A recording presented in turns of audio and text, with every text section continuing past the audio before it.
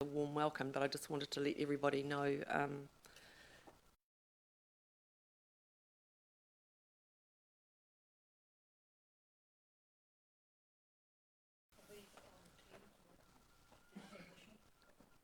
yes, they're all uploaded to Diligent.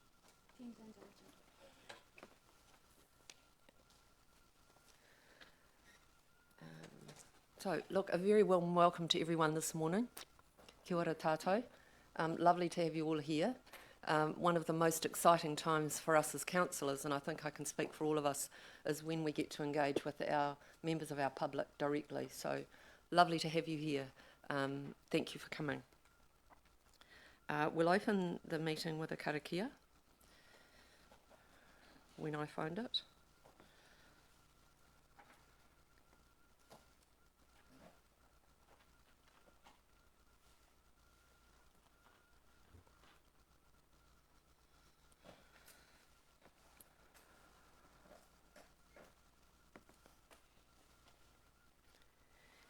I oha ki runga ki Ranganui, I oha ki raro ki a Papatoanuku, turakina ngā mea, kino ki te pai atia.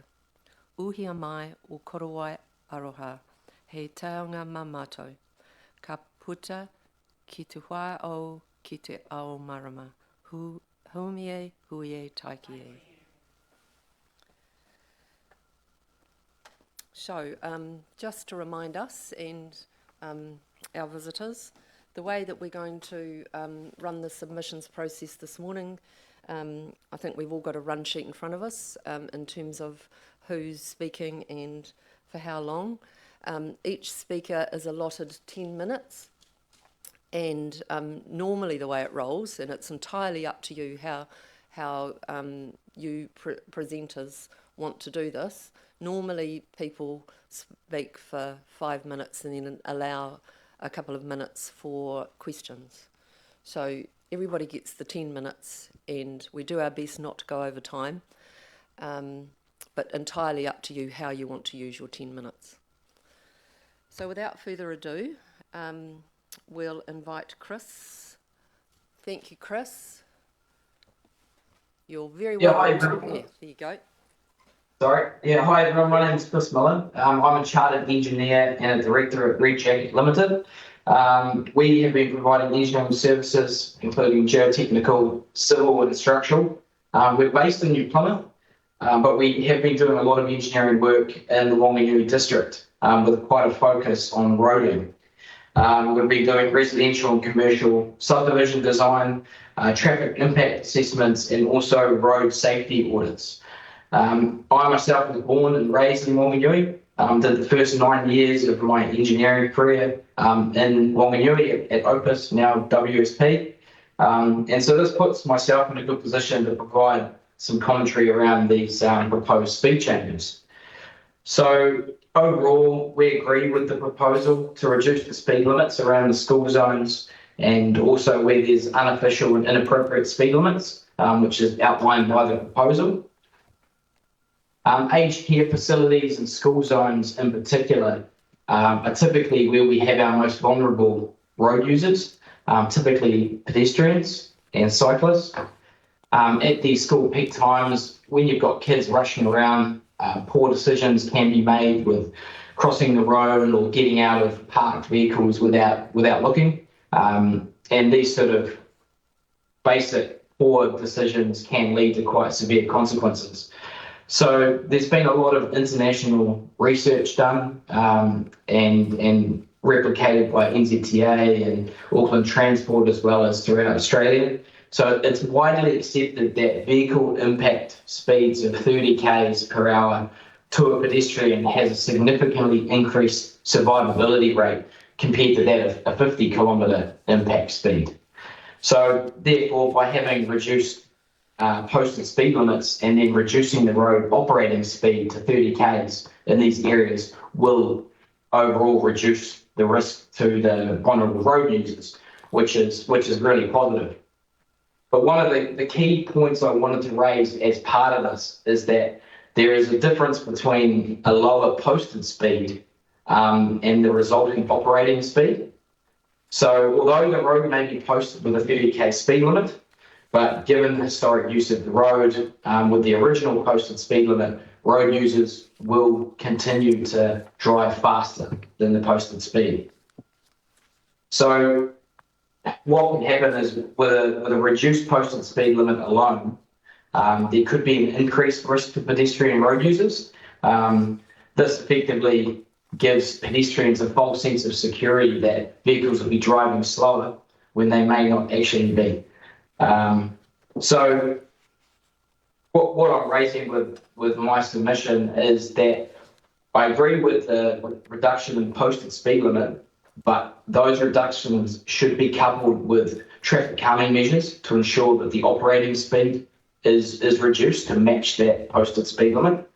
So there's various types of traffic calming measures that can be employed, from raised safety platforms, raised speed tables and humps, road surface changes, lane narrowing, chicanes, build outs, plantings, street furniture. The list goes on for that type of measures, and whether they get done with each other or alone, that'd be up to the detailed design.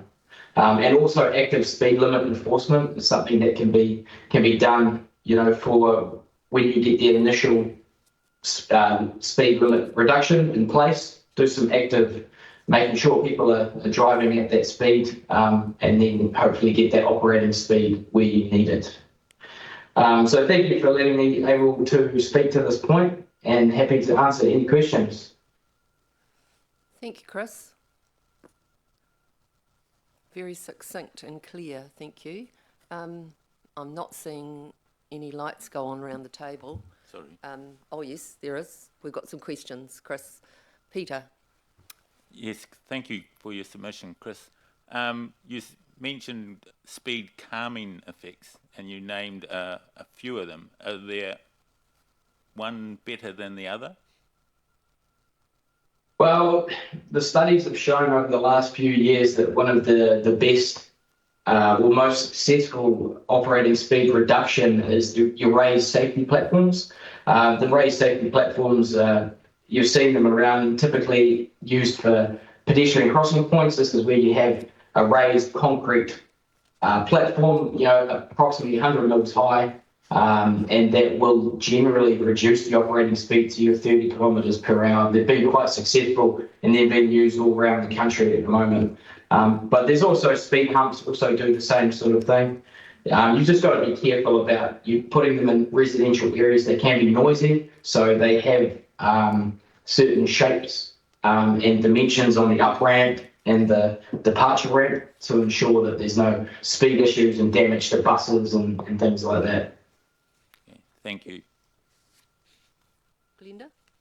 Thank you. Thanks, Chris. One of the submissions that I read said that they didn't agree with having a speed reduction and having a calming. In this regard, it was speed humps because one negated the other. What would you say to that? I sort of understand where they're coming from. I think it's probably almost more important to have the traffic calming measures than necessarily the posted speed limit, because you get the outcomes that you want without having to go through the process of necessarily changing the speed and people feeling that they can get tickets and all that sort of stuff. So, yeah, I sort of see where they're coming from, but I think we've got to look at that end outcome is to get that operating speed lower to protect those vulnerable road users. Yeah. Thank you. In terms of utilising traffic calming things like, speed bumps, etc., can you comment on the how well they're accepted? Like typically you put in a traffic calming initiative, and then what's the response of the public? Yeah, it's very interesting. Depending on where, generally they're positive, because a lot of people that may live on those residential streets have kids themselves. They have people using bikes and elderly people and mobility scooters and things like that. So generally those people will be positive about it, the people who live on the street. potentially you need to be careful where you use it and on what streets. If they're collector roads or arterials where you are trying to move traffic, that can impact people just trying to get from A to B that potentially don't live on the street. So those are aspects you need to look at. When they're at a pedestrian crossing, people generally need to slow down for those anyway. So they're very good to be used in conjunction at those spaces, and you don't generally get bad feedback because you've generally got refuge islands in the middle, and people are needing to slow down for those anyway. But definitely speed bumps when you've got quite abrupt, sort of high profile type speed bumps, you will get negative feedback on those. So potentially those are ones that you want to put down the bottom of the list. But things like planting, build outs, very common. They help give designated parking areas for residential streets, as well as give the effect of reduce traffic lanes and slow down that speed. So overall, I think they're positive for road users and residents. Great, thanks very much. Well, I don't think we've got any more questions, Chris. You've come in just under about a minute to go. Do you want to deliver any take-home message for the meeting? No, I think those were some great questions, and I hope that the speed reductions do go through, or if they don't, at least some speed calming measures get put in place around those certain areas. So I guess that's probably the takeaway. Great, thank you very much, and thank you for your continued interest in what we're doing in Whanganui. Awesome, thank you guys. Thanks, Chris. Cheers. Our next speaker, Jen Jackson, is unable to attend this morning, but I was going to suggest we just read out the submission, Glenda, without putting you on the spot. It's on page 7 of Diligent. Sure. Jen lives in Oakland Avenue. Yep, thank you. We desperately need a Judda bar before Abington Village or just after it. We live at Oakland Ave and we cannot drive out of our own driveway with any medium of safety at all. We have nearly been involved in a crash several times since we moved here, and it is getting worse. We need speed reduction, and there's 240 maybe k. It's not clear on what that word is. There are 2 retirement villages, e.g. people over 70 to 100 years, and that would be Abington Village and Jane Winstone, I presume. The cars speed around the corner just by Jane Winstone Chapel going up from the South Road and also coming down the hill. Either the speed needs to be significant. Is that my time up? No, it was Chris. Either the speed needs to be significantly lowered or Judda bars put in place.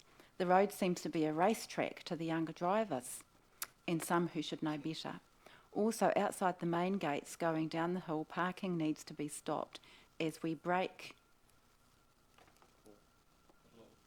the law, sorry about that, by having to cross over the double line right and in the face of cars coming around the corner up the hill. I trust you will give Oakland Ave due attention. Yours faithfully. Thank you. Thanks, Glenda, and sorry for putting you on the spot to read that out. But I think our live stream deserved hearing Jen's submission. David, you're the next in the hot seat. Welcome. In the hot seat. Charlotte will help you there. Yep. Yeah, thank you. Lovely to have you with us this morning. Well, it's lovely to be here. I know you. a few of you. Anyway, why am I worried? Why should I put a submission in? I've driven 2.5 million Ks, both here and in South Africa as well. I think that was mentioned somewhere in the report. And there's one word that covers all accidents in New Zealand, and that's concentration. It doesn't matter where I have driven, and I've driven on some gnarly roads. If you want to go out and down into Rediroki and see the blue ducks down there, there's a nice little narrow road which has got tracks running through the papa. And on one side, on the passenger side, there's a steep papa bank, and on the other side there's nothing at all, apart from another steep bank going into the creek or into the river. They take 100% concentration. You don't drive down there at 120 k's or trying to break the speed limit. You're going at 5 k's, otherwise you'll be over the bank. Around town, the major fault that I see with driving is people who sit on your ass. And I feel like running around with that notice, if you can read this sign, get off my ass. It's a silly thing to say, but if you do it long enough, which I believe I have, run my apprenticeship on driving, and in South Africa you can drive from Joburg to Port Elizabeth in 8 hours flat.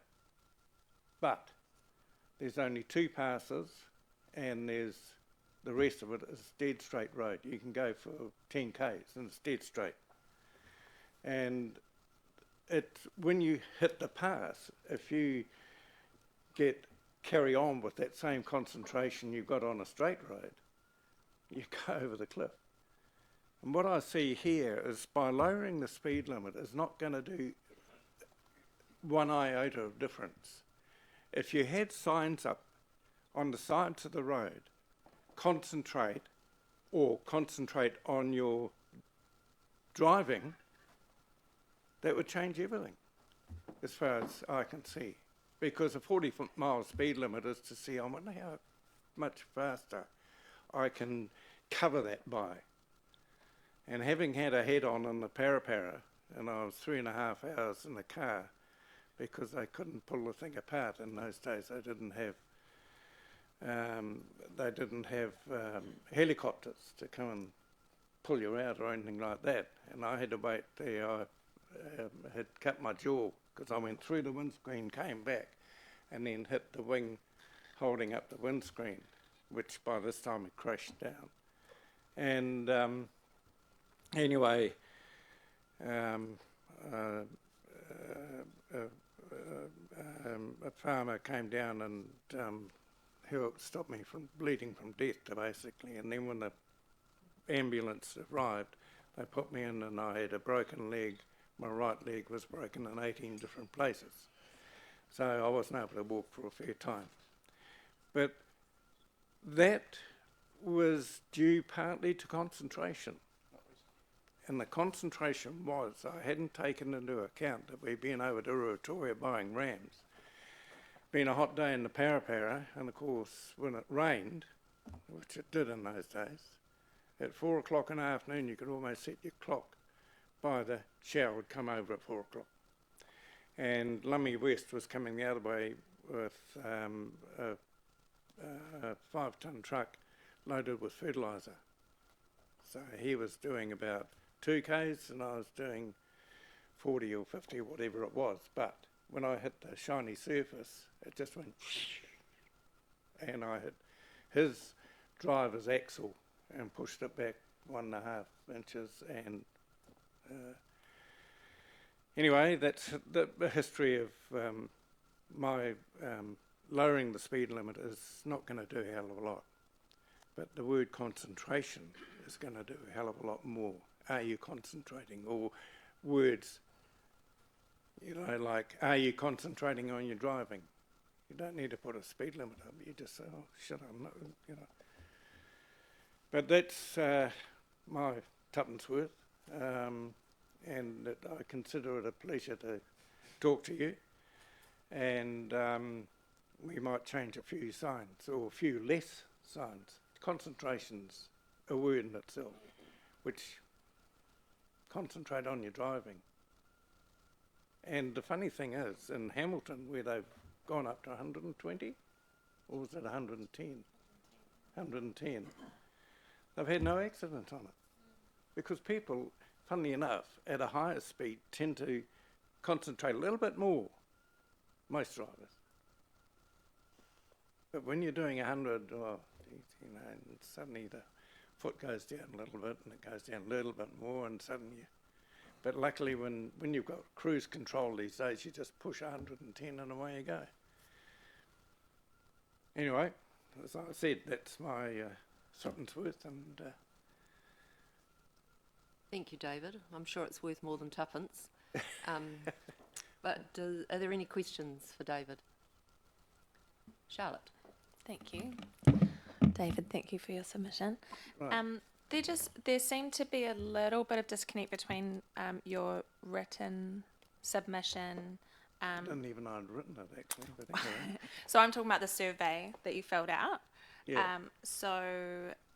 Do you agree with proposed speed limit reductions around schools? You said that overall it was important, that speed reduction is important, and that was pretty consistent throughout the survey. But in your oral submission, you said that what's more important than speed reduction is maybe signs with other words instead. So could you just clarify on if you do agree that speed reductions around schools and the proposed areas are or are not important to you? They are. They are. Thank Yeah. you. And I do Meals on Wheels Okay, awesome. and I know all about speed bumps I bet you and do. they're absolutely essential Yeah. in that area. And I see a woman had complained about the depth of one of the speed bumps on gate number 2. And there were 2 of them there, but there's a little angle in the way they built them. They've now replaced them, thank goodness. I can't do 20 over it anymore. I can. But anyway, the thing is that when you go over them, you've got to slow down. Yeah. There's no way around of it. And if you're going to have a speed limit round schools, make it that each side of the pedestrian crossing they have a speed hump. So much like I've got no objection at all to speed humps. Okay, thank you. So much like the first speaker, what I'm hearing is that you want speed reductions and calming measures such as Together, speed bumps. yeah. Yeah, ka pai. Kids are kids, it doesn't matter how old they are almost. I don't know whether they get worse as they get older or worse when they're younger, but anyway. Thank you. All right, any further questions? No, well, thank you very much, David. Really appreciate the benefit of your experience and presenting to us this morning. I just hope it was a help to you. Absolutely. Okay. Thank you. Thank you very much for the opportunity too. What do I do here? Perfect. Our next, we're a little bit ahead of time. Andy, are you wanting to present now, or would you rather we pause and wait until 10:05? Are you? Good on you. Right, come up to the table, sir. Thank you, Madam Chair. Push the right button. Mr. Jardine, thank you very much for your submission. What I outlined, I think, before you got into the room is 10 minutes are allowed for your submission. Typically, how people like to play it is they speak for about 5 minutes and then take questions. But just be aware that however you want to do it, if you want to allow time for questions, it needs to be within that 10-minute time frame. Thank you, Madam Chair. The floor is yours. For those of you who don't know me, I'm Andy Jardine. I reside at 163B Papa Edie Road, which is our little piece of paradise up there. We love it, particularly since the council's put in that fantastic bridge at Upakanaro and the walkways which have taken all the Te Araroa walkers and cyclists off the road, off Papa Edie Road, and made it a lot safer for everybody. I'm actually in favour of a change, 100 k's from 100 km/h speed limit from the cemetery on was way too fast, but 60 km/h is going way too far the other way. I would be in favour of an 80 km/h speed limit from the cemetery out for those few k's where it's being proposed to extend 80 k's and doing away with the 60 kilometres per hour section. I don't know any other place in town where you've got the major exits and entries to town where there's a 60 kilometre hour speed limit. When you go up State Highway 4 to Rarahi, just before we change to Riverbend Road at Wanganui East, the speed limit changes from 50 to 80 direct. When you go State Highway 3 out in Great North Road, out by Pickwick, the speed limit changes from 50 to 80 direct, no 60k. When you go Cobham Bridge south towards Bulls, 50 to 80k, no 60k area. Why are we being penalised? I see it as a penalty for a 60k area when there's nowhere else in town that it applies. Why are we so different? Excuse me. The other whinge I have over this proposal is Song Parade's already 9 kilometres from the cemetery to the town bridge. It takes 15 minutes. It only takes 15 minutes to get from Whangahu to Wanganui CBD coming from the south. We've got a huge stretch of 50 kilometres an hour already, longer than anywhere else in Wanganui. We don't need 60 k's going on past that. 80 k's is fine. A lot's been made of the fatalities in the last 20 years. I think there's been 3 on Papeete Road. And all of them involved young males and testosterone, which is part of the problem we have driving and fatalities all over the country. And since the last fatality, which involved a young man walking around the back of a light truck while it was driving along the road and wondered why he got thrown off and landed on his head and got killed, which is unfortunate, but still a lower speed limit is not going to stop that sort of stupidity. I don't believe that we need a 60k section at all, but I would be in favour of 80 k's right from the cemetery out. I don't like the idea of having to spend longer in my car unnecessarily getting into town. As I say, that's the only thing I have against living in Papeete Road. It's so far out of town.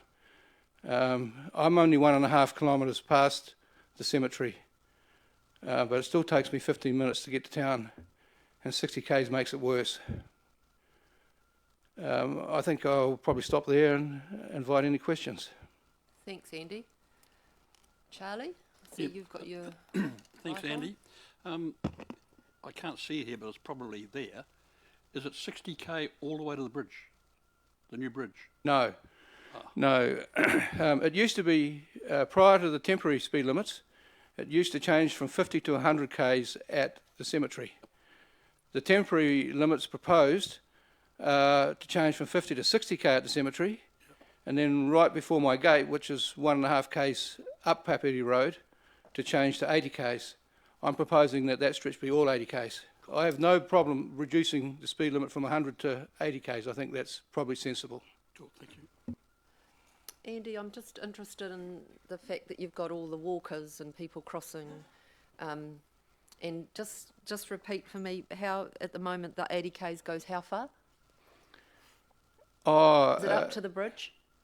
Yes. When you leave the boundary at the cemetery, the temporary speed limit is 60 k's for 1.5 kilometres just before my gate, where it changes to 80 k's, and then it goes up to Mosquito Point, and I think there's a small section of Warwick Road as well, which doesn't really affect me because I don't go up that far very often, but I personally don't have a problem with an 80 k speed limit all the way to Mosquito Point from the cemetery. Thank you. I just want to delve into that a little bit more. In terms of the walkers, they're off the road now. You don't see any danger to the walkers in terms of the 80, if the 80k, if the 60k was moved to 80k? Just give No, the walkers, the Tarawa walkers are off the road. The only place they change from one side to the other is about 1k past the cemetery, where they do cross the road. And walkers, of course, are going to look both ways.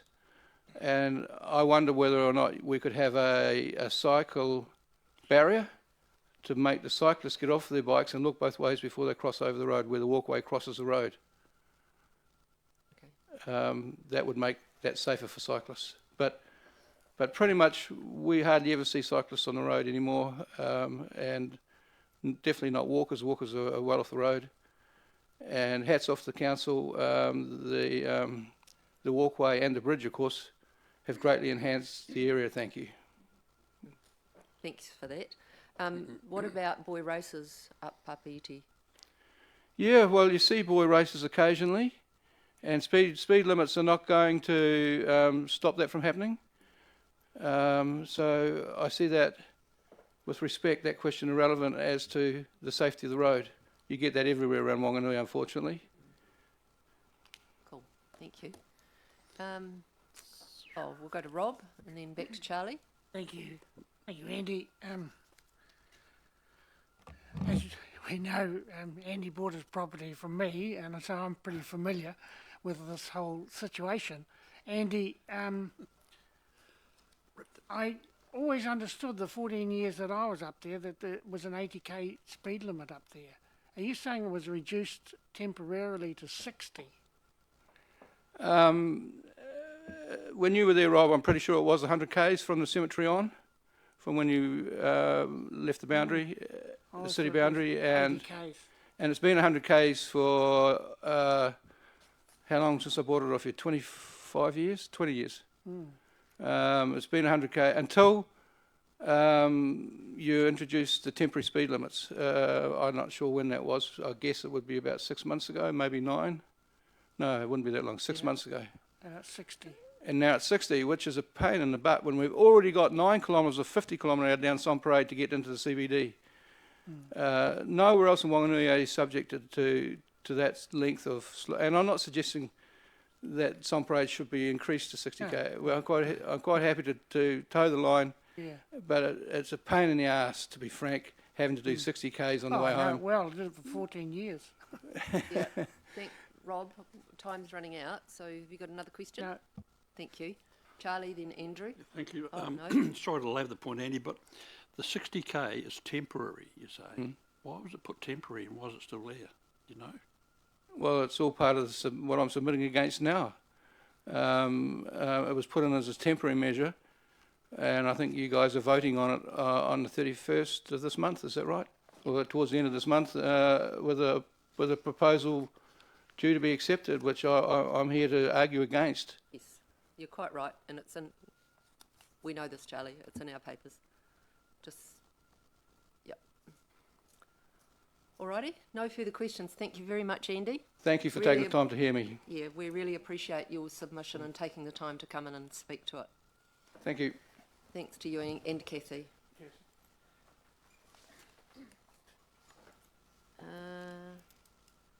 Pamela, how are we going for time? We're a little bit ahead of time. You're all right to go on a bit early?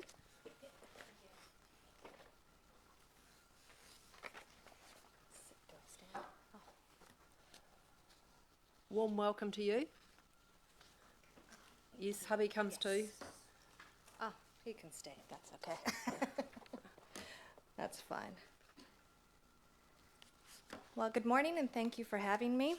My name is Pamela Muller. I am an apprentice builder, a wife, mother of 3, and a resident of St. John's. I know that we're gathered here to discuss speed limit reductions at locations where there are vulnerable people, such as the elderly or children. I'm in favor of this and think that as a community, we need to take special care of those who may need extra help. The image that you see here, which was provided by Council on the 2024 Community Views Survey, is the area that I would like to discuss. The problem is an extremely dangerous section of road that needs proper safety measures put in place. Let's see if this works.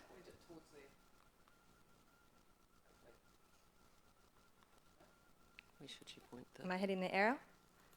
Oh, there we go. Great North Road in the vicinity of Rotokawa, Virginia Lake between Parsons Street, near the Foursquare, and Babbage Place near the Aviary, has approximately 1,000 vulnerable people in a neighborhood of roughly 3,500 residents. Near this stretch of road lies St. John's Hill School with a current roll of 398 primary students between 5 and 11 years old. Jane Winston Retirement Village with approximately 300 seniors, and St. John's Hill Life Care with over 200 patients and residents. In the middle of these vital institutions and alongside Great North Road is a Wanganui gem and favorite pedestrian destination, Rotokawa, Virginia Lake. Oh, there's our retirement village and school, which sees thousands of locals and tourists visit it to walk the trails and enjoy its scenery. Needless to say, it is an important thoroughfare and busy section of road, but remarkably, there are no designated pedestrian crossings. The difficulty in getting this section of road safe for the many pedestrians is because the road goes by another name, State Highway 3.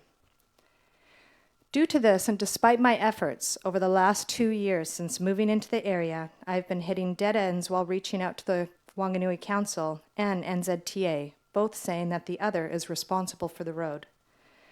Having a state highway run through an already busy neighborhood means that our roads also have large and heavy semis hauling lumber, livestock, and other goods.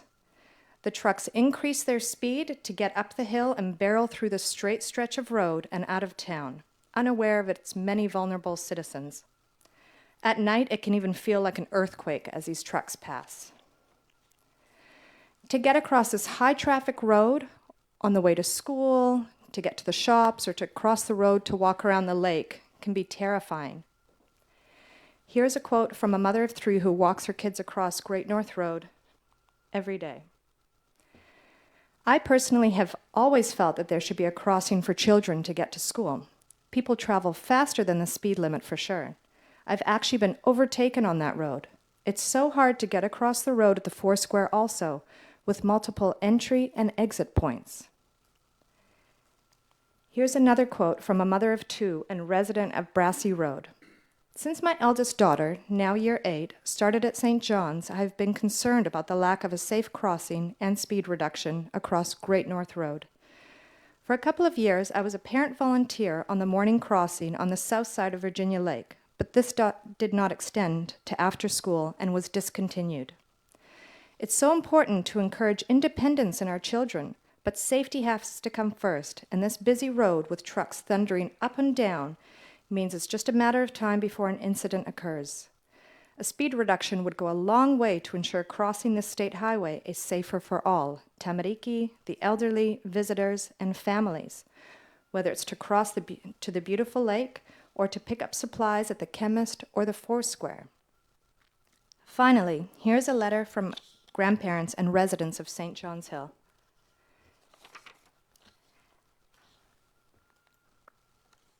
As senior citizens and grandparents of primary and intermediate school children, we regard the lack of a pedestrian crossing in Great North Road as a gross oversight and a sign of corporate negligence. The crossing of this road, whether within or outside of peak traffic hours, is very difficult and a perilous experience indeed. It can take at any time 5 to 8 minutes to get a gap to cross the road, and then you have to be quick and agile. St. John's Hill, on both sides of Great North Road, accommodate many families with young and school-aged children, as well as many senior citizens, including 2 rest homes, namely St. John's Life Care and Jane Winston.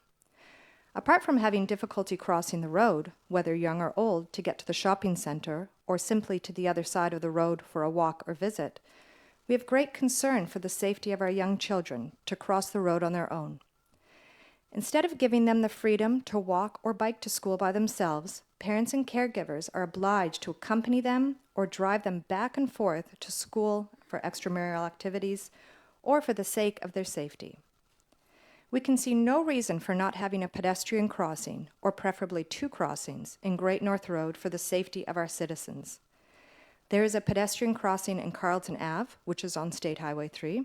In London Street, also on State Highway 3, there are 2 pedestrian bays where students and citizens can pause and vehicles would slow down or stop for them to cross. we ask you to give serious consideration to the installation of a pedestrian crossing in Great North Road for the safety of our citizens. As a community, it is our duty to protect our most vulnerable citizens, and I hope that my plea for a greater speed zone and safe pedestrian crossing will be heard.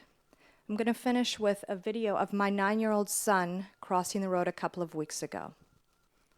Thank you for your time. It's just up here. Oh.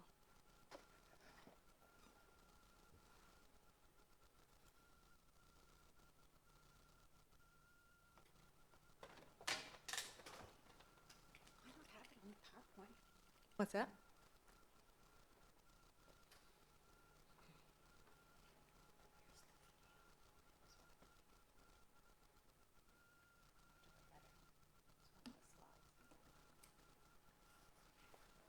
Just a moment. Pamela, while we let the technology catch up, shall we take some questions? certainly. And then we'll leave the video till the very last. You want to see if you That can help Diane, suits. Freddie? Jenny, Councillor Jenny? Thank you. Thank you, Pamela, for your incredibly well-considered submission. My question to you is, where along State Highway 3 would you put a crossing? As I mentioned in here, and even the quotes of people, living in the area, you see high traffic, pedestrians, bikes, a lot of cars parked close to St. Leonard's Road, which is where the Foursquare is. So people running, doors opening, kids trying to get an ice cream. It's an accident waiting to happen. And unfortunately, to try and, like I said, build up your children's independence to send them down for a bottle of milk. We've done it, but you sit in terror waiting until your child returns home, which shouldn't be the case. And farther along,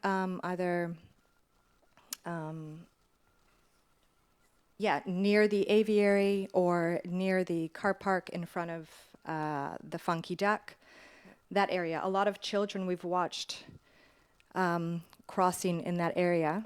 And yeah, so farther down in that, where it's near the entrance of the parking lot for Rodakawa, would be great. Because that's access to the park, or to the lake, as well as to the road that takes them to school. So you're recommending 2? In an ideal world, yes. Thank you. And again, it would keep the speed lower because, like I said, people are trying to gain speed to get up the hill where the Foursquare is. And to even get across is very difficult because of the high volume. Yeah. And then later on, they've picked up speed and they're almost out of town. So, yeah, they continue on the accelerator. Thank you very much. Yeah, thank you. Can I just ask a supplementary to that? If it was deemed that there would be one crossing, Yes. where would you put it, do you think? That is a great question. I live on Brassy Road, so I would say right there. That's kind of right You've in made the middle. case very well for the vulnerable population, so, yeah.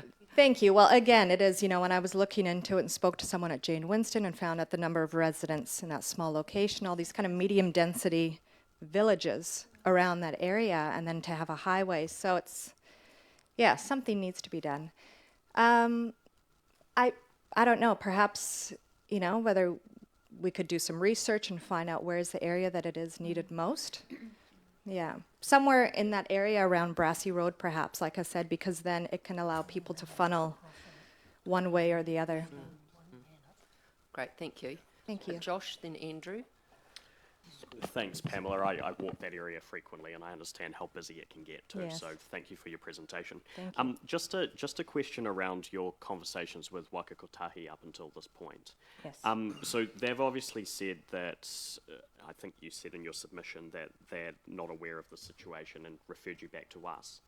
Correct. Have they? Can I infer from that then that they're looking for a submission from the council in order to progress this? I believe so. When I first moved into the area a couple of years ago and began to walk my children to school and think, oh my gosh, this is a monster, I took a few videos and photos, and then I submitted, I believe, on the council page, just to sort of contact us, and sent that through and received a reply within 24 hours saying we will pass you on to Wakakotahi because this is a state highway. And so I was passed on, and someone called me from there, and we spoke a little bit. I explained the situation, and after conversing with me, he said, listen, I'm not a resident of that area. I live in a different city. I just see it as a map. It's better to speak to your council. And so then we submitted, I believe that this person, I've been trying to find my emails, but when it's phone conversations, there's no record of that, unfortunately. Yeah, and it was submitted, I believe, back to council, and then I have contacted council after that, and I called Waka Kotahi when I was preparing for this, saying what was done, because council again put me back to the office in Palmerston North, and the lady said, oh yeah, I see there's something here, have they not replied to you? So it's, meanwhile, every day, daily, twice a day or multiple times a day, we're dealing with this. And so, Sure. yeah. Thanks Yeah. for that. And Thank you. I do have one more question. Yes. And it's just whether or not Waikakotahi mentioned anything to you around the challenges of that road being, used frequently by heavy vehicles, whether that was something that was raised by them. Have you got into that sort of detail? Yes, so the man that called me, we spoke and I mentioned, something needs to be done, jutter bars or something, just so people are conscious and will slow down. And he said, no, it's difficult, the large trucks. Sure. Like someone had mentioned, it might create noise or be an inconvenience. But I think sometimes we need to inconvenience people in order to keep the citizens safe. Yeah. Andrew? Thank you. Thank you. Yeah, thank you. Look, I actually live on Great North Road, straight opposite Brassey, so I'm Okay. well aware of Yeah. where you are. And my question is, and I know the answer for myself, but if you think of, how long have you lived there in Brassey Road for? I've only been there a couple of years. Okay, so Yeah. would you say it's getting less busy or more busy? More or the busy. Same? Yeah. More busy. Okay. Although it's been a short time, even, dropping my kids this morning, I feel like it's, more, faster. Yeah, and as someone mentioned before, just the distraction in a world where we're busy and dealing with, because we've got to drop our children and then directions and phones, and there's a lot of distractions in life. So certainly, I think more distracted, faster drivers are using that.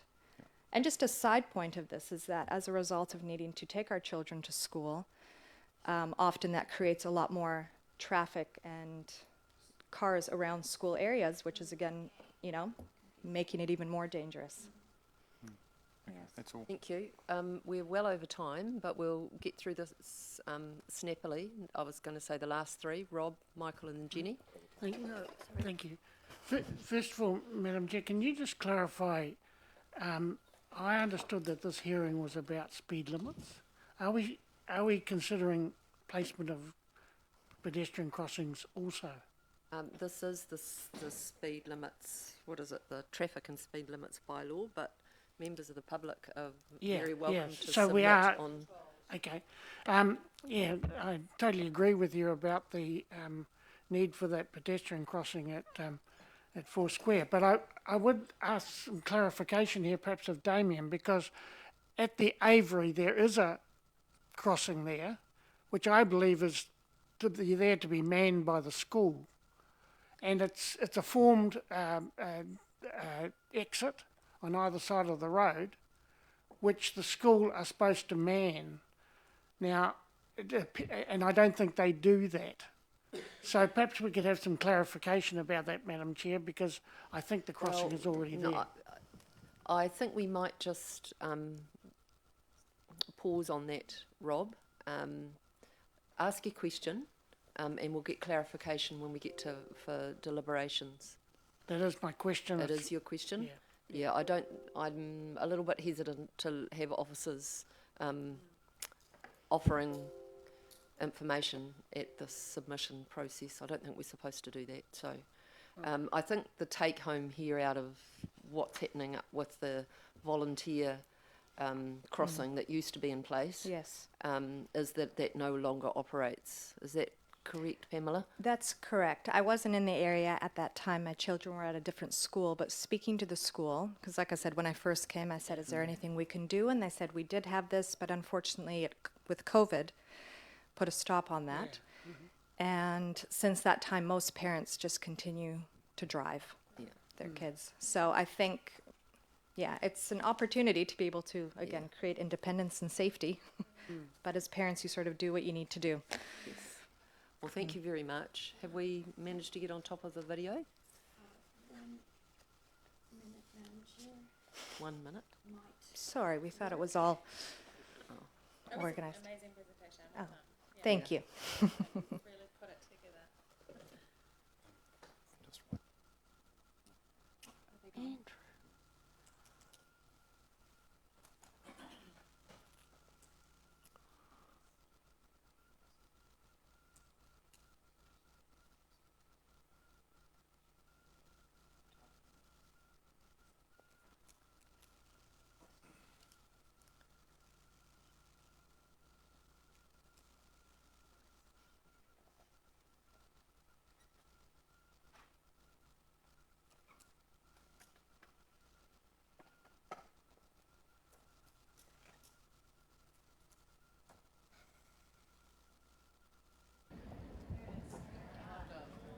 Lovely. Well done, Diane. Thank you. Oh,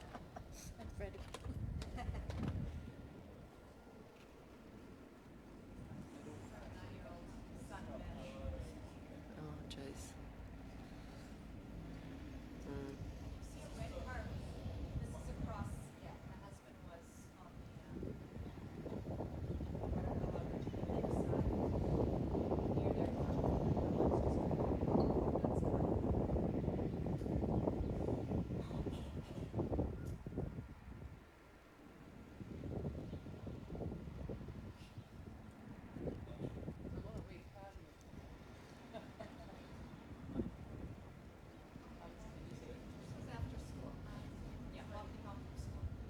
This morning it took me 4 minutes to get out of the driveway.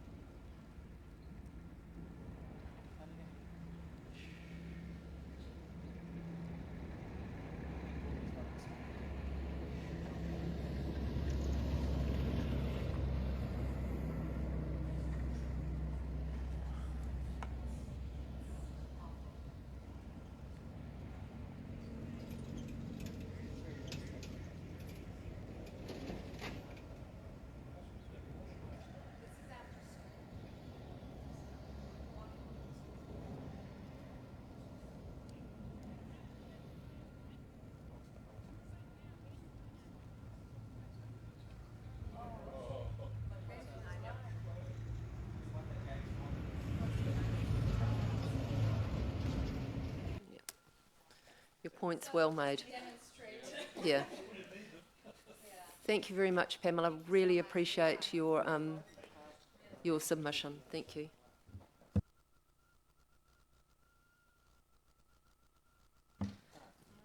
We've got a scheduled break now for 10 minutes. We'll come back at 10:35 on the dot. Thank you.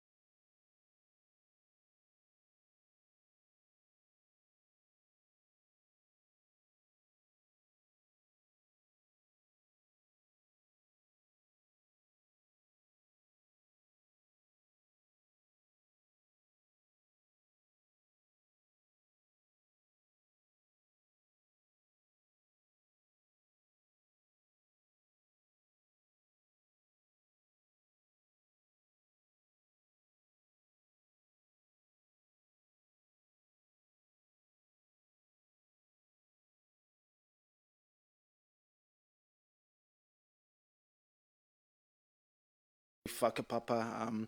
I'm a co-owner and director, third generation co-owner and director of Bullocks Group. We have about 45 staff in Wanganui and the Rangatiki. It's normally the third generation that cock up family firms, so I'm doing my very best not to do that.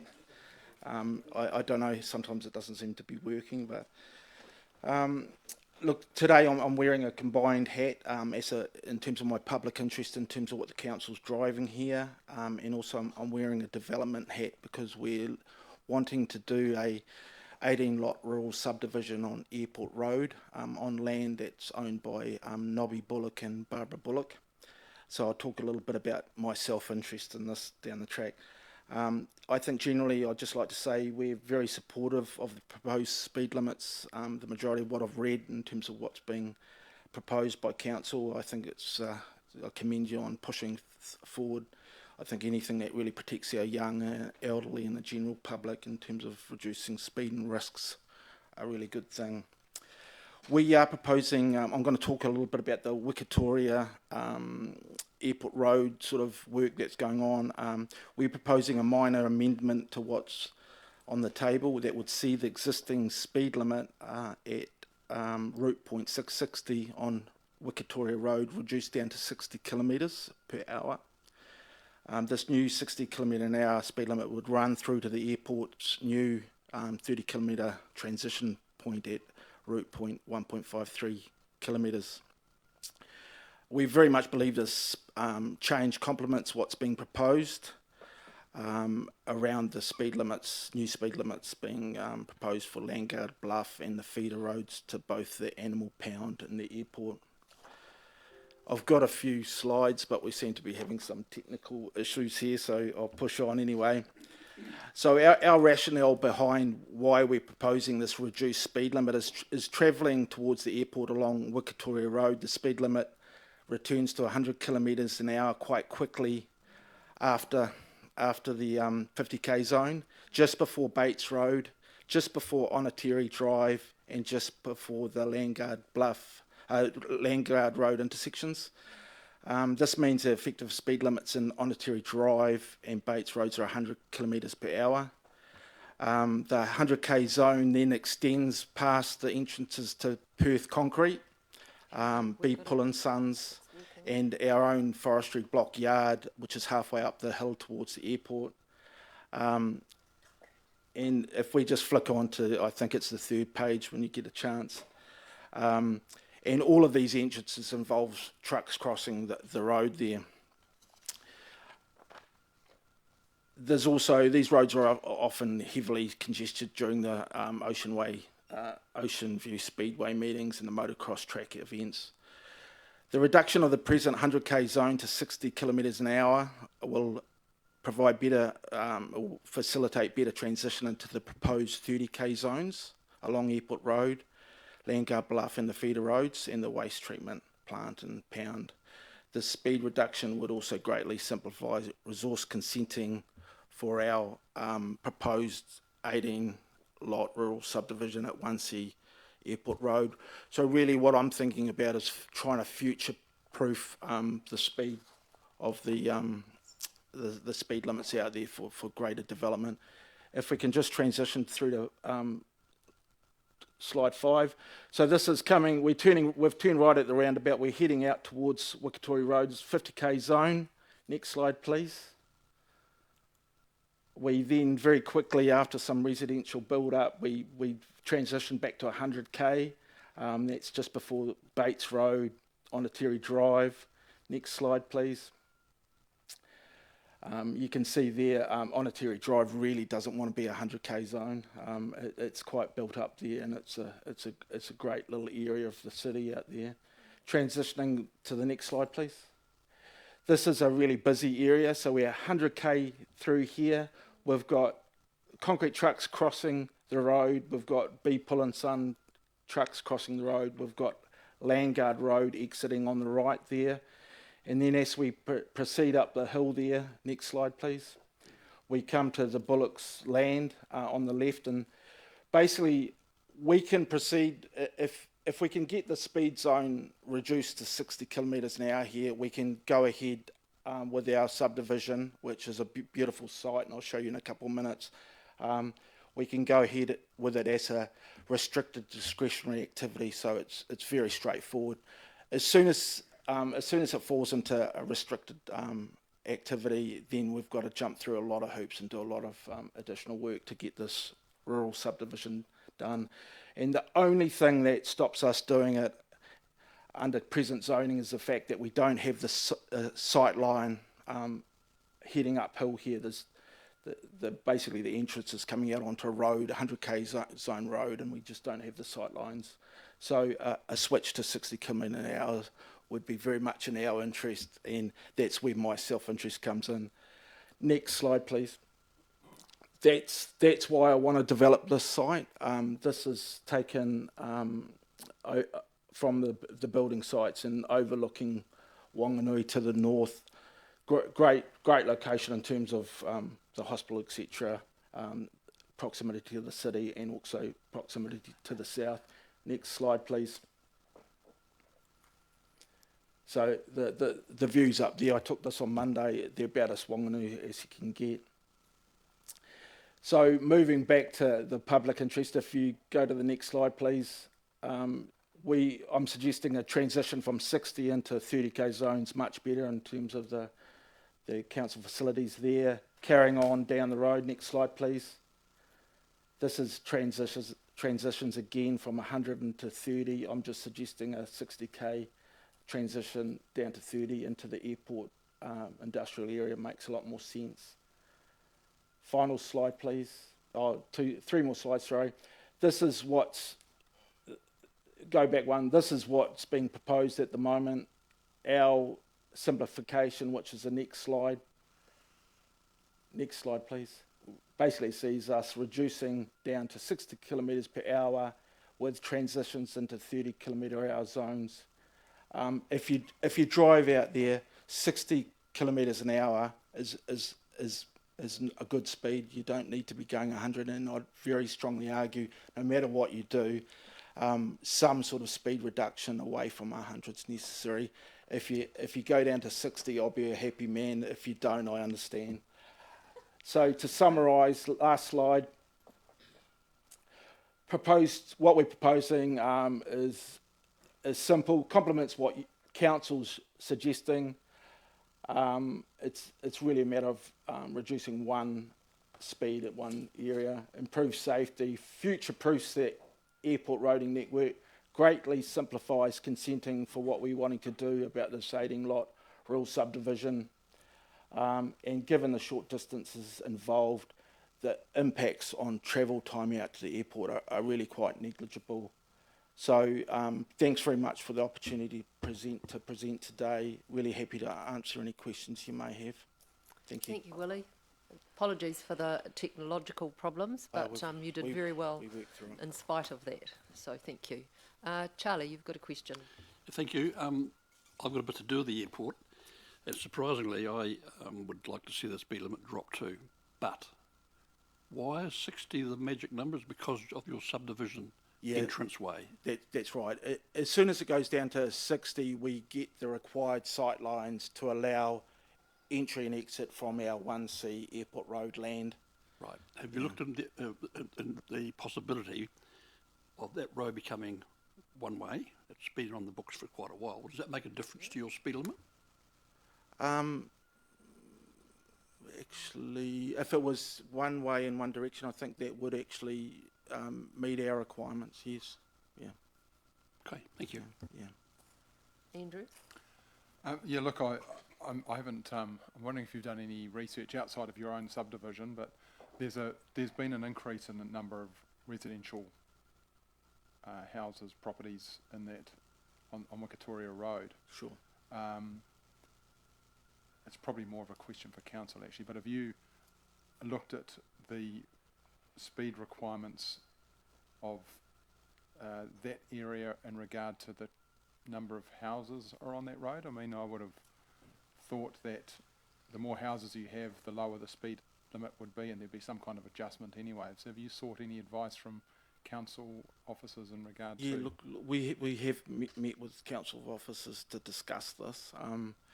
I think as it stands, a lot of the planning requirements in terms of this proposed subdivision are just black and white. If the speed limit remains at 100, we can potentially do it, but there's just a lot more work involved in doing that.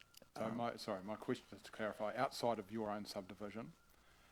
No, we haven't really looked at it, but all I know is having looked into what we're wanting to do, all I know is that it's the information, or what I've observed is that it just seems that the speed limits just aren't appropriate for the nature of the road and the build up of residential and rural properties there. Okay. But no, we haven't sort of done numbers or any sort of formal investigation around the numbers and growth there. Yeah. All right. Thank you very much, Willie. No, great. That's Thank questions you. done. Yep. Thank you for your time. Really appreciate your submission. Yeah, great. Okay. All right. Thank you. Our next presenter is Rachel Rose. Welcome, Rachel.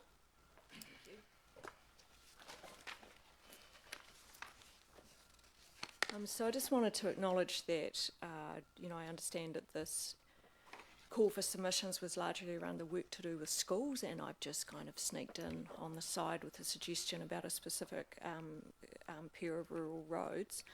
I am really supportive of the council continuing to focus on safety measures around schools, even though there's been some policy reversals at a central government level.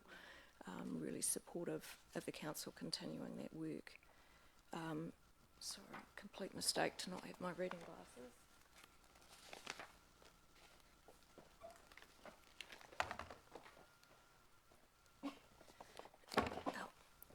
So I think the submission that I've made is largely self-explanatory, and I only asked to appear before the hearing because I hoped it would give me an opportunity to consult more widely with neighbours and maybe be able to bring some of that support in behind me. I haven't been able to do that for several reasons, so it's not a lack of support, it's just been not an opportunity to gather it.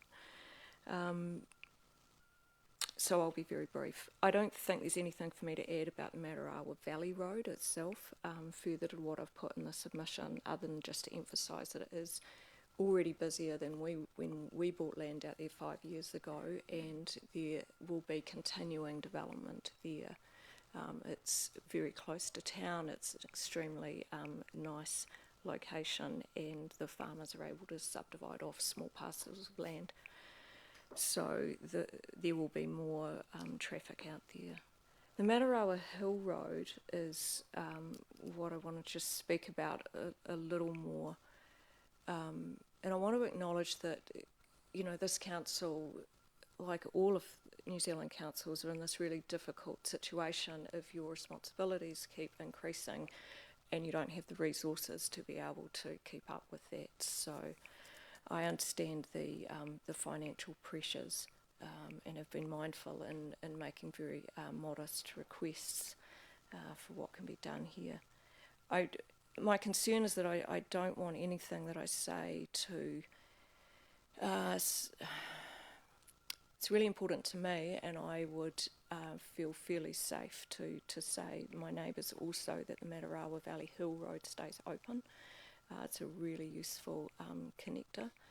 For those of you that are not familiar, it comes off number 2 line just past the Matarawa Church. It's opposite Union Line. The issue is it looks like an entirely reasonable road as you turn into it, because it's reasonably wide, it's flat, it's paved, and then it all goes to hell all at once. It suddenly descends, a washout creates a pinch point, it turns to gravel, and it becomes very, very steep. So as my submission noted, we've all got horror stories about what's happened when people have taken heavy traffic down that road not knowing what they're getting in for, and if they meet something coming up the other way, that can be really quite fraught. I think I also, after I wrote my submission, I had a really useful conversation with Damien Woods about this. So I walk back on the proposal to market local traffic only. Damien's helped me understand that that's actually not very feasible, but there are other tools at Council's disposal that could accomplish hopefully the same goal. So if it was signposted, not suitable for long vehicles and the speed limit drastically reduced, at least that would, I'm not naive enough to think that people always follow the speed limit when it's posted, but at least that would give people a wake up that they are encountering a road they need to be very careful on. I think there's a broader issue in terms of, people now are largely relying on digital maps to navigate, and both Google Maps and Apple Maps will direct traffic down that road, which I think is really inappropriate, but it's extremely difficult to actually feed that local information back into these enormous companies where you don't get to talk to people. So I'm sure that the Hill Road is not the only example of this in this district. I've heard horror stories about landowners in other parts of the country where Google Maps is sending traffic down paper roads that cross their land, and it's causing enormous issues with stock and all kinds of other problems, and they've spent years trying to get that changed. So it seems like it's not very effective to try and do this at a really individual level, and I do wonder if it is something that LGNZ might be usefully most best placed to actually try and get some lines of communication into these two companies that provide most of the mapping. That's all I think I need to say. Any clarification? You happy to take questions? Absolutely. Thanks, Rachel. Any questions? Glenda? Thank you, Rachel. Yes, I guess we can't do anything about Google Maps as far as Matarawa Hill Road is concerned, but you're suggesting that the speed limit be reduced to a reasonable limit. What are you suggesting? I would think 30 kilometres.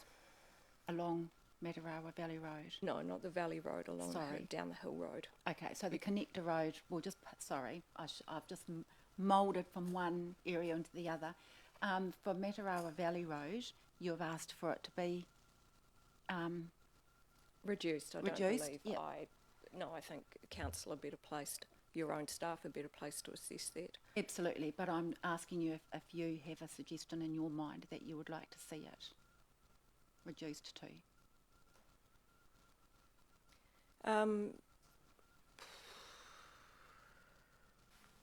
There's parts of the road that aren't safe to travel at more than 60 k's. Right. And you really need to slow down on the blind corners, because there's not room to there's not room to pass at speed on the majority of that road. And it only gets worse. We live at 358, and the road just gets more narrow, more gravel, and then very steep at the end when it goes back up to Fordell. So the conditions only get, more challenging. Okay, thanks. All right. No further questions. Well, thank you very much for submitting, in written and coming along in person. There's nothing quite like speaking to what you've got to offer. So really appreciate that, Rachel. Thank you. Thank you. Next up is Erin. Welcome, Erin. Erin is here on behalf of Upokanaru School. Hi, kia Lovely ora. to have you here. Ko Erin tukunga, ko te tumake o te kura o Upokanaru. Tēnā korua kia Willie, me Rachel, mō tō kōrero I tēnei ata. Thanks for having me here. My submission is pretty straightforward. I come on behalf of parents and my children who I take care of every day at Upokanaru.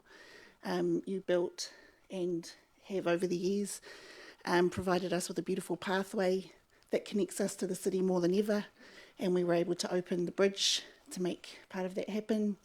And because of that, our school is now accessing those pathways more and more. So we have more children walking to school with their parents, biking to school. We work a lot with Let's Go Biking and people in the council that help us to get things moving. But it's not safe for our kids along the Upukanaro village part of State Highway 4. So my submission's pretty simple. It's currently 70 k's, and even if a car were to hit one of my kids, they'd be taken out, no problem. It's the logging trucks that shake our buildings every day when they go past, no matter where you are in the school. That might take out a kid, but it actually would just, the family would be destroyed if something happened to one of my kids. We bike that, I bike that piece of road with my students as well. It's probably not what normal principals do, but I find it quite invigorating, and I've been on that piece of road when logging trucks have come past. We encourage our students to use the footpath rather than the shared pathway that is provided, just because of the drag that happens from logging trucks. And we've had the logging trucks over the years come in to educate our kids about how to walk safely, what to notice with trucks. So all those sorts of things are pretty standard. For years, my predecessor, Warren Brown, wanted to have the area reduced to 30 k's. Our problem doesn't really just happen there, because when you go into the village, you're coming from two corners, and on both sides of those corners it's 100 k's. So there would probably need to be some sort of warning that you're coming into a reduced speed zone. So I am aware that signs cost money and people with expertise to put them up. So it's not just the village itself, but it's that as well. Where the cafe is, and there is no room for bikes, really. You have to be very careful when passing the cars that are in that space. So that's really all I've got to say is please help me to keep my kids safe, and I support what you're doing, and I know that you support us. We've been working with Waka Kotahi for a long time, and they send me nice emails every 6 months, but nothing's really happening. So, thank you. Thanks, Erin. We've got a few questions. Charlie. Thank you. Hi, Charlie. Would it be fair to say that the cycle and foot traffic has increased significantly since the bridge across the river has been put in? Absolutely. It's fantastic. We have people visiting the church, St Mary's Church, all the time. Some people watch our kids swim because I think they've come through and been part of tours, and they just must be grandparents themselves and just love seeing our kids. So past the school, that's still a 70k past the school. No, there's no restriction down to 40s past there? No. Okay. Not at all. That's interesting. Thank you. Yeah, thank you. So, Erin, you mentioned that your predecessor, principal,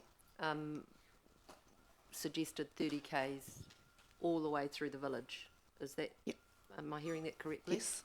So, in an ideal world, if you could have exactly what you want in terms of speed and distance either side of the village, in terms of calming traffic and getting them to slow down before they get to those two corners at either end of the village, what would your wish be for?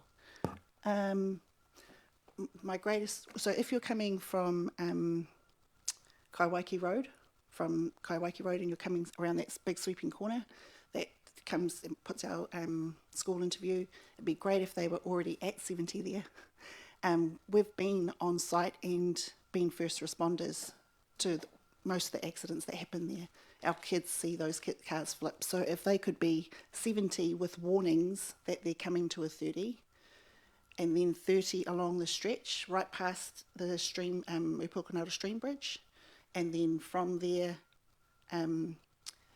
around those sweeping corners before you get onto the flat where you've put in or reconstructed our road, it would be great if that was a 70 so that they were warned, or at least a warning sign to say you're going to go from 100 to 30 real fast, can you reduce your speed? Mm-hmm. Yeah, because it's not just us, but I don't know anybody else that put in a submission for Upukanaro, so But that would be my dream. And if it's only 30 for 8 till the CAF closes at 3:30, so 8 till 4, even that would be great for us. That guarantees that my kids are at least biked out or walked out, and their parents, yeah. So, I mean, ultimately, on a Saturday, you could argue that the same thing happens for the CAF. And on a Sunday, it's so popular. Bikers, people in cars, it's just chocker. The place is chocker, which is great, thank you. But the flip side of that, yeah. All right, I don't think we've got any more questions, but thank you very much for Thank you. someone who suggested to me she might be a bit nervous coming into this. You did extremely well, so thank you so much. Thank you.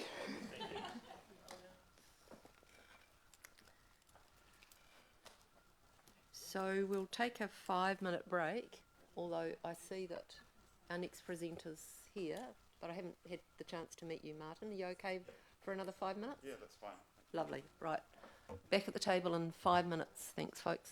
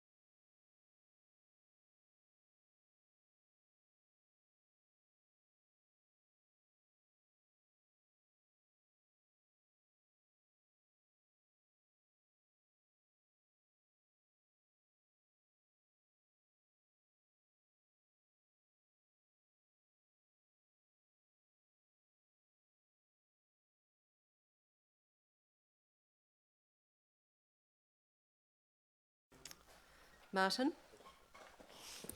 Martin McKellen, Whanganui High School. Welcome, lovely to have you with us. Thank you for your submission. The floor is yours, sir. Oh, thank you very much. Is that right like that? Yes. Okay, Yep. cool. Yes, I'm Martin McKellen, principal at Whanganui High School. So I've been principal at high school since the beginning of 2017, so just over 7 years.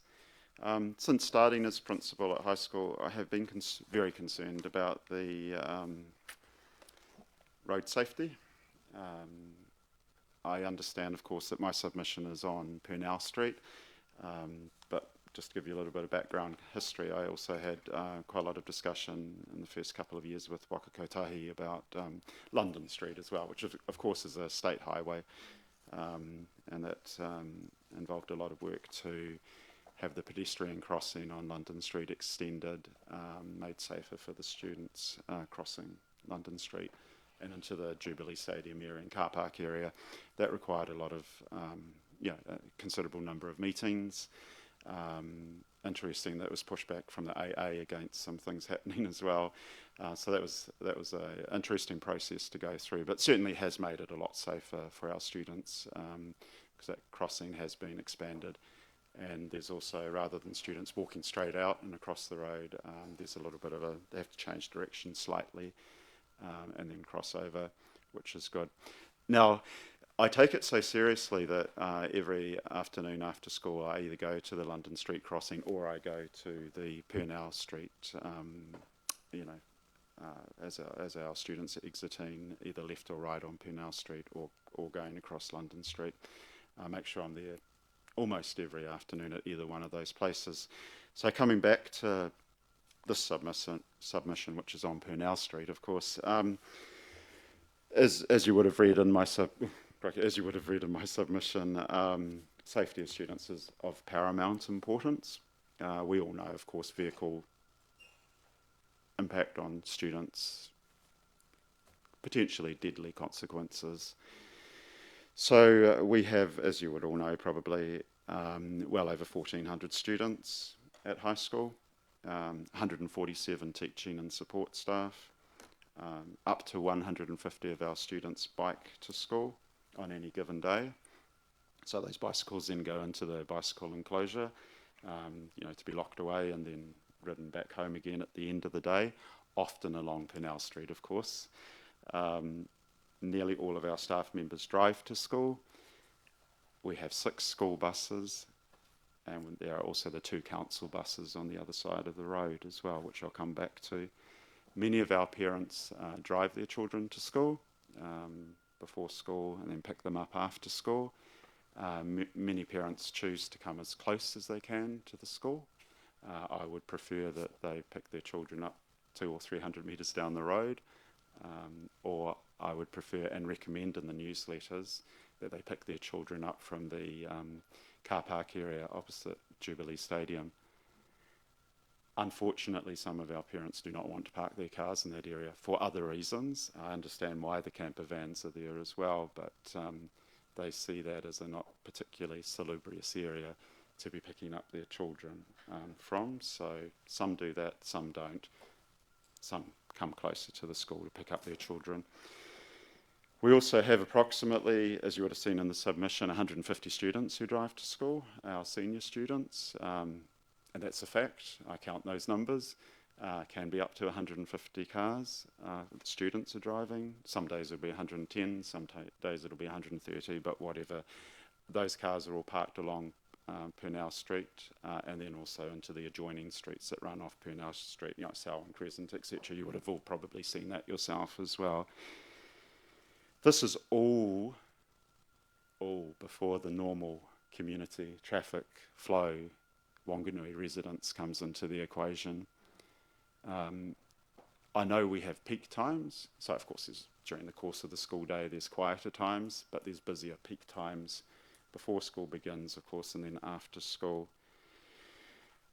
So there's a huge volume of traffic, cars, trucks, bicycles, pedestrians, staff members' cars, parents visiting, external agencies coming in, all of those sort of things create a picture where we're lucky we haven't had deaths. We certainly have had accidents, and we have had injuries as well at different times. Not a death that I'm aware of, certainly not since I've been principal, since the beginning of 2017. A few years ago, the road, Purnell Street, I think it would be 3 or 4 years ago, was re-tar sealed. Prior to that, I had met with, I think it was Brent Holmes, but I don't think he's not, Brent's not here now, is he? But, and we've done some work on reshaping the parking bays on Purnell Street too, so as part of this, I would like that to be looked at again as well.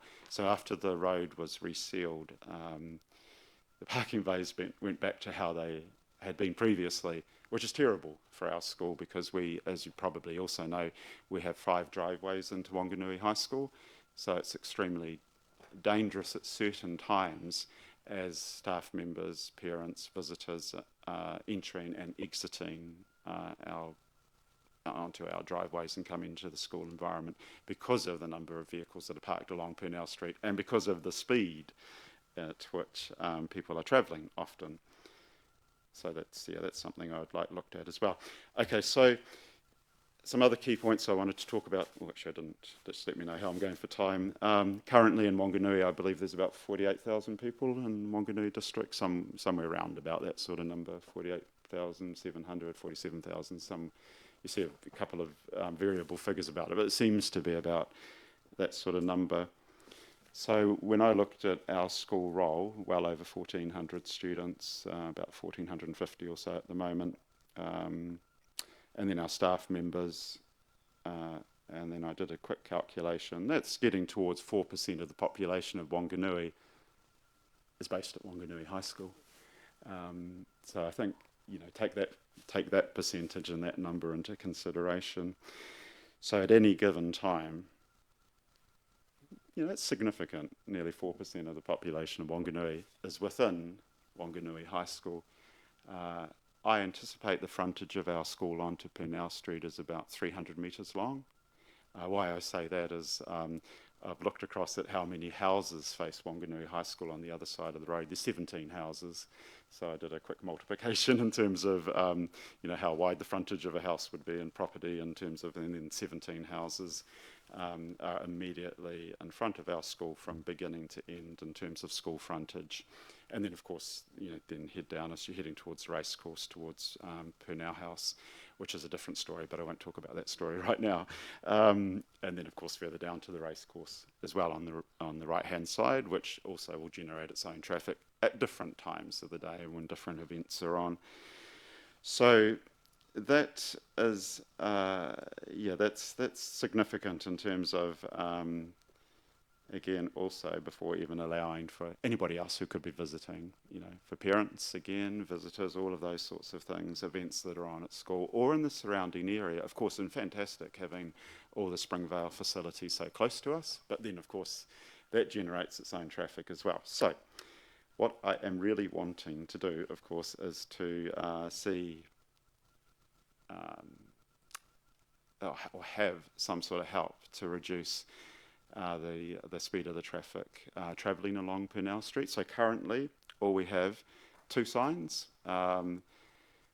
One sort of on the right-hand side heading towards the racecourse, so as you're coming towards school, that says school, plus images of child figures.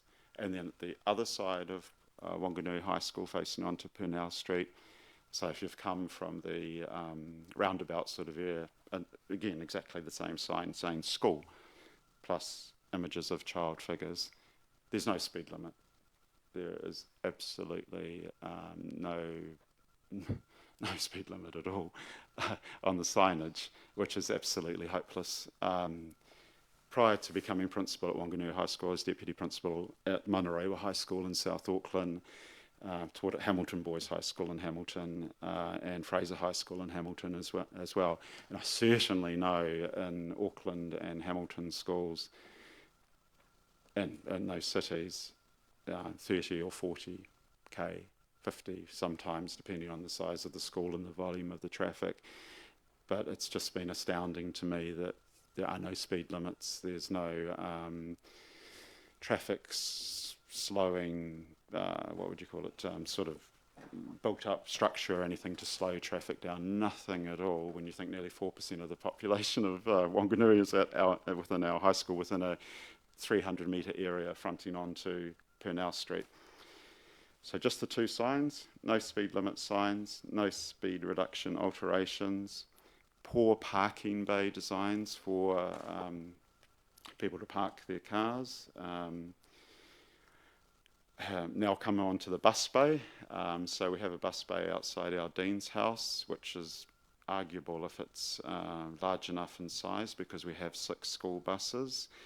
There is some signage there, which I think is probably the council's responsibility, but I think that all needs to be refreshed as well.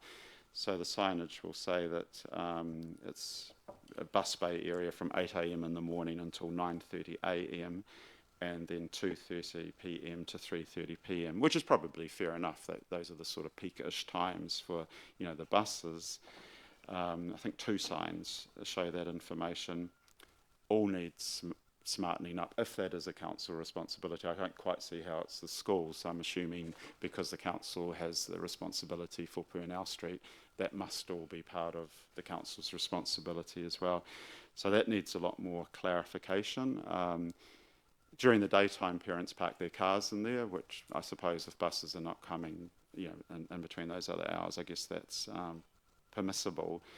But when it comes particularly to the end of the school day, it's just a nightmare because parents will drive in between buses. The car will be sandwiched in between buses. The buses want to bring their buses in, which they're entitled to do because it's the bus bay, and we have all sorts of drama at the same time as students are walking along the footpath, bikes are coming out, and parents are picking up children who, you know, as close as possible to the school. Now, students also catch the Castle Cliff bus, which is on the other side of the road. So what we have there is we have one bus that comes through quite quickly after school finishes, usually with some City College students inside it, and then some of our students go onto the first Castle Cliff bus, which is around about 10 past 3, 12 past 3. Then there's a second Castle Cliff bus at about 3:20, 3:25, and that bus has students from Girls College, and then also some more of our students as well will catch that bus. I quite often have to go over there because I've had to speak to the bus driver a couple of times because he was refusing to park in the, it's not a bus bay on that side of the road, it's just a dedicated parking space for the bus, and he was parking further along. It's quite a narrow footpath on the other side of Purnell Street, and I explained to him, I've explained a couple of times, he's been doing the right thing now, so you know, I don't actually want to get him into trouble. However, I said, look, that's the dedicated bus parking area. The first Castle Cliff bus driver does the right thing, the second one doesn't, is now. But I said, you can't park just further along the road outside of the space that is set aside for the bus. So that's concerning too, because it's a poor design. At the same time, you know, still the traffic flow and all of those sorts of things. Then as the speeding traffic, Martin, running out of time? just about, well, okay, we're over time. Okay, but that's fine. You are okay. doing such a great job of painting the picture for us. Okay, could I just talk one more thing? Yes. Yep. You So might speeding like to traffic, wind up. of course, heads up to the stop sign at the end of Purnell Street as you head on to Carlton Ave, which is, again, another huge concern. Understand you can't change that probably, and understand it was improvement on what existed previous years, but massive concern. So that's my final point, really. So, okay. Thank you. Just very quickly, are there any questions? I think we've had lots of information. Yes, Charlie, quickly. That dreadful intersection where Purnell Street goes on to Carlton Ave. Yeah. Would the cars back up? Yeah, they do. Yeah. Quite a long way back. Can sometimes be lines of 30 cars. Might be quite good to close the whole street during school hours. It could be, if that was possible. Yeah. Okay. Yeah, during those times, yeah. Okay. Well, thank you very much for your submission. Really important that we hear from you directly, and I think you've done that very well. So it's actually great to have the schools coming in and talking to us. You principals are busy people, so we really appreciate the time that you've taken, both you and Erin, to come and present to us this I morning. know Erin well as well. Yes. So thank you very much, Martin. Okay. Really appreciate your submission and speaking to it this morning. That's fine. Okay, thank you very much. Yep. Okay. Ta. Thank you. Thank you. Gillian, welcome. You're welcome to bring your team with you. What's wrong? Oh, good. Right. So welcome. Lovely to have you here. Thank you. We've got your submission Good. and look forward to hearing from you. Okay, tēnā koutou katoa, ko Gillian Anderson aho, ki te noho o ki Wanganui, ki te mahi a ki National Public Health Service, ko o te health protection, nō reira tēnā koutou katoa. My name is Gillian Anderson. Gillian, you might need to move the mic a little bit closer to you because you've got quite a soft voice.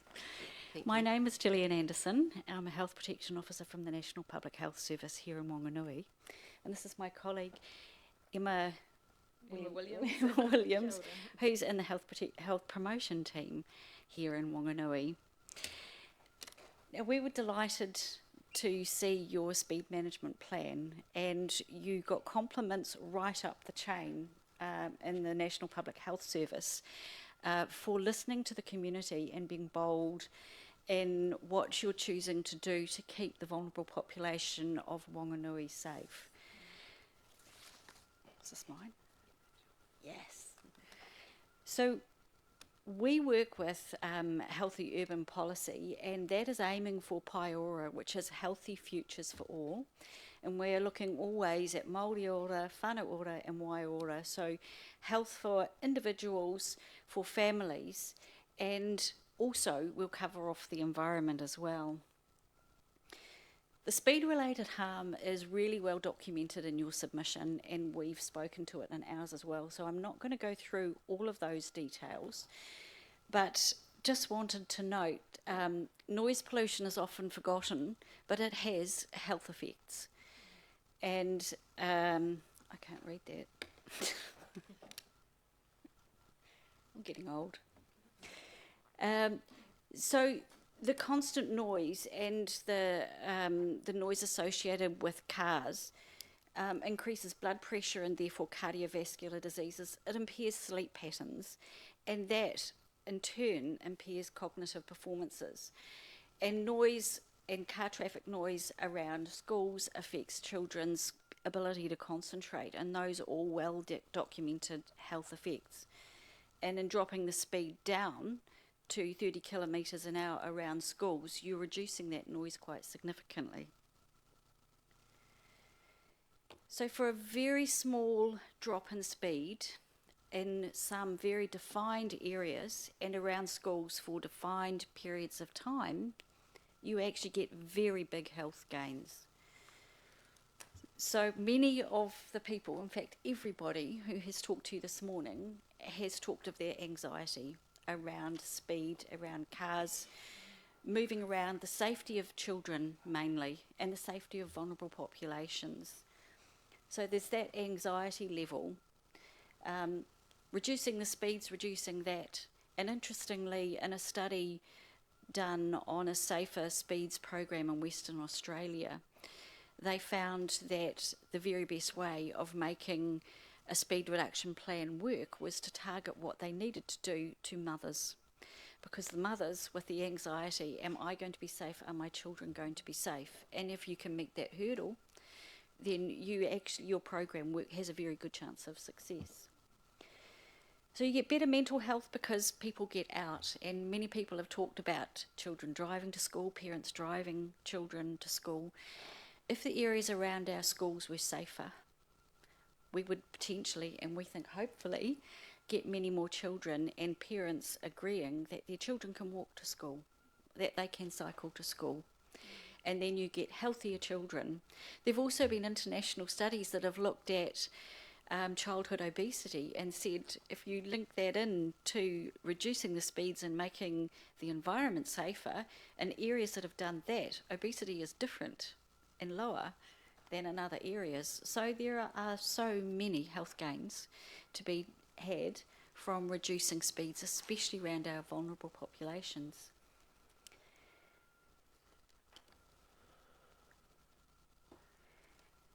Now, around schools, well, I've just spoken to this. We've got increased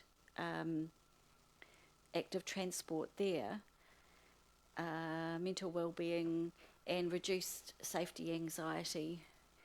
And the equity one is one that I wanted to talk to you about, because my colleagues and I have already noticed the people who've come to talk to you are the people who are very able to do so. They're from well-connected backgrounds, but areas often where there are speed issues are areas where there are main roads and lower socioeconomic areas, cheaper houses, and those people often won't speak for themselves.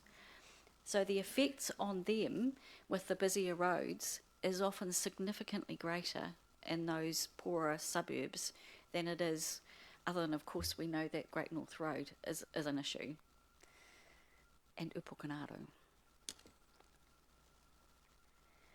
There's one study I would like to draw your attention to, and this was a 2-year evaluation on the Auckland Safer Speeds program, and this came out quite recently, and it looked at the crash data from before the Safer Speeds program and the speeds were reduced, and the crash data afterwards, and those are the stats you get.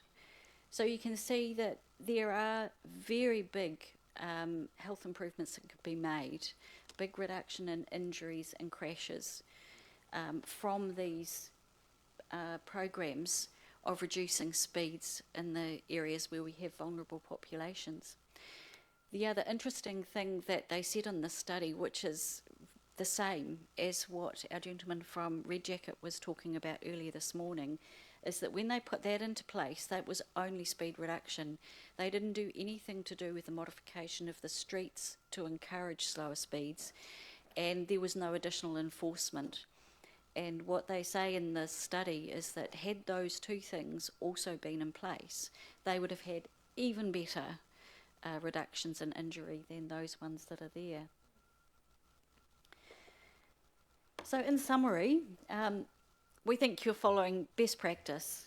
You've listened to what the community asked you for, which is that their streets are safer, that their schools and their vulnerable populations are protected by you reducing the speeds in those areas. There are huge increases in health benefits that can be gained from this program. We've seen the stats from the Auckland study, and there's lots of research that says, even around the rest of the world, that this is a very good policy. This is good public health policy. So on that note, what I'd like to say is thank you very much for being brave enough to do this. We support you the whole way, and you have got compliments all the way up our chain for taking these bold measures to help protect the Whanganui community. Thank you very much. Thank you.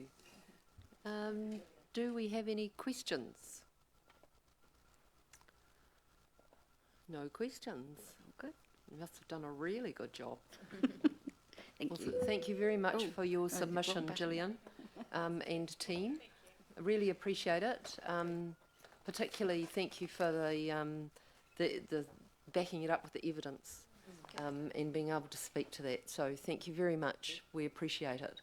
It's great having our health partners come and tell us their view on things, and we look forward to more of it in the future. Thank you. I'm not thinking our last speaker, who is scheduled for 11:30, is here. So, no. So, without further ado, we'll... Pardon? No, Louise is onto it. She's organising all this. So I'm thinking that we're going to now end this particular hui. Just to remind you that in 25 minutes we have the strategy and policy actual meeting kicking off. No, I know, but the meeting starts at 12 o'clock. Yeah. So thank you. I will close this hui with a karakia. I oha ki ronga ki a ranganui, I oha ki raro ki a papatuanuku, wakatairanga, te kōpū, te kōrero, te mahi, ki te pō o te whare. He taonga, he mahi amuri, ka puta ki te whao au, ki te ao marama. Humie, huie, taiki. Thank you very much, everybody.